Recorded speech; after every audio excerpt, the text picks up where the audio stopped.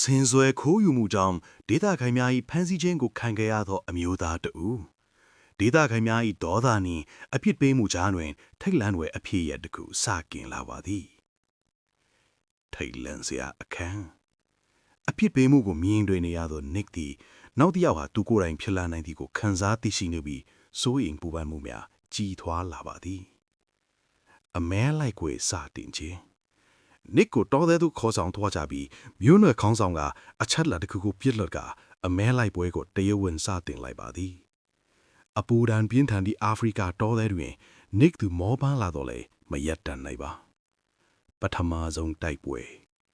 လိုက်လံဖမ်းဆီးသူတဦးနဲ့ထိတ်တိုက်တွေ့ဆုံရမှာ Nick ဒီကိုကာကွယ်ကပြန်လဲတိုက်ခိုက်နိုင်ခဲ့ပါသည်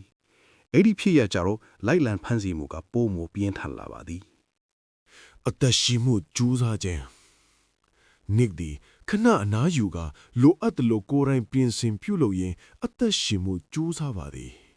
စားလုံးမှုပင်မနွမ်းနယ်မှုများကြားတဲ့တွင်တော့လိုက်လံဖမ်းဆီးသူများကမရမနာလိုက်လာနေသေးပါလိမ်မာပါနတဲ့ထောင်ကြောင့်